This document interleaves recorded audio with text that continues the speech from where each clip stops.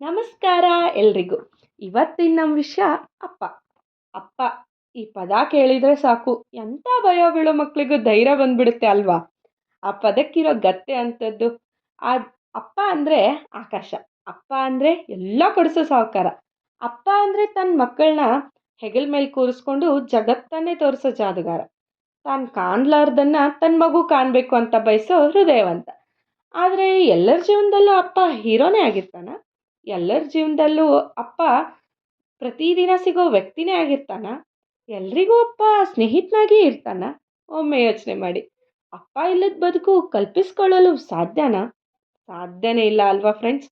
ಅದರಲ್ಲೂ ನಮ್ಮಂಥ ಹೆಣ್ಮಕ್ಳಿಗಂತೂ ಅಪ್ಪ ಅಂದರೆ ಜಗತ್ತು. ಅಪ್ಪ ಅಂದರೆ ಪ್ರಪಂಚ. ಮುತ್ತು ರತ್ನ ವಜ್ರ ಇವೆಲ್ಲಕ್ಕಿಂತಲೂ ಹೆಚ್ಚು. ನಮಗೇನೋ ಅಪ್ಪ ಅನ್ನೋರು ದಿನಪ್ರತಿ ಕಾಣುವಂಥ ಜೀವ. ಆದರೆ ಕೆಲವರಿಗೆ ತಿಂಗಳಿಗೊಮ್ಮೆ ವರ್ಷಕ್ಕೊಮ್ಮೆ ಮನೆಗೆ ಬರೋ ಅತಿಥಿ. ಇದೇನೋ ಓಕೆ, ಅಟ್ಲೀಸ್ಟ್ ಅವ್ರಿಗೆ ತಿಂಗಳಿಗೊಮ್ಮೆನೋ ವರ್ಷಕ್ಕೊಮ್ಮೆನೋ ಆದರೂ ಅಪ್ಪ ಸಿಗ್ತಾರೆ. ಆದರೆ ಅಪ್ಪನೇ ಇಲ್ಲ ಅನ್ನೋರ ಜೀವನ ಹೇಗಿರ್ಬೋದು? ಅಪ್ಪ ಆಕಾಶದಲ್ಲಿ ನಕ್ಷತ್ರ ಆಗಿಬಿಟ್ರೆ ಬದುಕು ಹೇಗಿರುತ್ತೆ? ಎಲ್ಲೋ ಕೇಳಿದ ನೆನಪು ಫ್ರೆಂಡ್ಸ್. ಒಬ್ಬ ತಾಯಿ ಇಲ್ಲ ಅಂದರೆ ಮಕ್ಕಳು ಅನಾಥರಾಗ್ತಾರೆ. ಆದರೆ ಒಬ್ಬ ತಂದೆ ಇಲ್ಲ ಅಂದರೆ ಇಡೀ ಕುಟುಂಬನೇ ಅನಾಥವಾಗುತ್ತಂತೆ.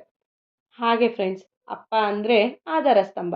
ಅಪ್ಪ ಅಂದರೆ ಇಡೀ ಜೀವನ ನಡೆಸೋದಿಕ್ಕೆ ಬೇಕಾಗಿರೋ ಹೆಗಲು. ಅಪ್ಪ ಅಂದರೆ ಗಾಡ್ ಫಾದರ್. ಆದರೆ ನಾನೀಗ ಮಾತಾಡಬೇಕಂತ ಅಂದ್ಕೊಂಡಿರೋದು ಅಪ್ಪ ಇಲ್ಲದೆ ಬದುಕ್ತಿರೋರ ಬಗ್ಗೆ. ಹೌದು, ಅಪ್ಪ ಇಲ್ಲ ಅಂತ ಕೊರಗ್ತಿರೋರ್ಗಾಗಿ ನನ್ನ ಇವತ್ತಿನ ಕಿವಿ ಮಾತುಗಳು. ಇದು ನಾ ಕಂಡಂಥ ಜೀವಂತ ಉದಾಹರಣೆಯ ಆಧಾರದ ಮೇಲೆ ಹೇಳ್ತಿರೋ ಮಾತುಗಳು.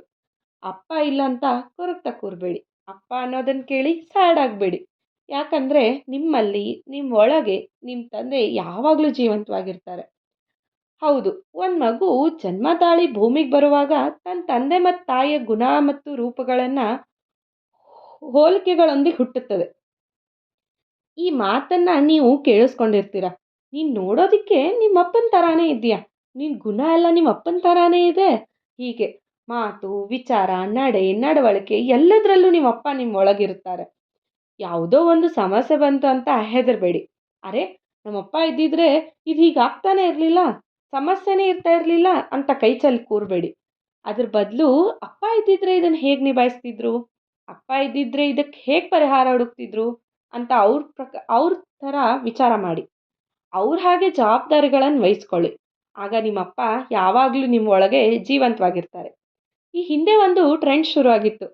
ನಿಮ್ಮಪ್ಪ ನಂಗೆ ಗೊತ್ತು, ತುಂಬ ಒಳ್ಳೆ ಮನುಷ್ಯ. ಈ ಲೈನ್ಸ್ ಯಾರಾದರೂ ಬಂದು ಹೇಳಿದರೆ ನಮ್ಮಪ್ಪನ ಬಗ್ಗೆ ನಾವು ತುಂಬ ಹೆಮ್ಮೆ ಪಡ್ತಿದ್ವಿ. ಈ ಲೈನ್ಸ್ ಹೇಳಿದಾಗ ತುಂಬ ಖುಷಿಯಾಗೋದು. ಹಾಗಾದರೆ ನೀವು ಒಂದು ಟ್ರೆಂಡ್ ಸೆಟ್ ಮಾಡಿ. ಅರೆ, ನೀನು ನಿಮ್ಮ ಅಪ್ಪನ ಥರಾನೇ ಇದೆಯಾ, ಅವ್ರು ಇದ್ದಿದ್ರು ಹೀಗೆ ಮಾಡ್ತಿದ್ರು, ಅವ್ರ ಜಾಗ ಮತ್ತು ಜವಾಬ್ದಾರಿನ ನೀನು ತುಂಬ ಚೆನ್ನಾಗಿ ನಿಭಾಯಿಸ್ತಿದೀಯಾ.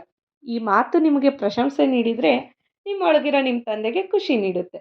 ಅವ್ರು ತಾವೆಲ್ಲಿದ್ದಾರೋ ಅಲ್ಲಿಂದಾನೇ ನಿಮ್ಮ ಬಗ್ಗೆ ಹೆಮ್ಮೆ ಪಡ್ತಾರೆ. ಯಾಕೆ ಫ್ರೆಂಡ್ಸ್, ನಾನು ಹೇಳ್ತಿರೋದು ನಿಜ ಅಲ್ವಾ? ಒಮ್ಮೆ ಯೋಚಿಸಿ. ನನ್ನ ಪ್ರಕಾರ ಅಪ್ಪ ಅಂದರೆ ಬದುಕಿಗೆ ಬೇಕಾಗಿರೋ ಹೆಗಲು. ಅಪ್ಪ ಅಂದರೆ ವಿಶಾಲ ಹೃದಯಿ. ಅಪ್ಪ ಅಂದರೆ ಬೆಲೆ ಕಟ್ಟಲಾಗದ ಮಾಣಿಕ್ಯ. ಅಪ್ಪ ಅಂದರೆ ಕಠಿಣ ಮುಖವುಳ್ಳ ಮೃದು ಮನಸ್ಸಿನ ವ್ಯಕ್ತಿ. ಒಟ್ನಲ್ಲಿ ಅಪ್ಪ ಅಂದರೆ ನನ್ನ ಬದುಕಿನ ಮೊದಲ ವ್ಯಕ್ತಿ. ಐ ಲವ್ ಯು ಅಪ್ಪ.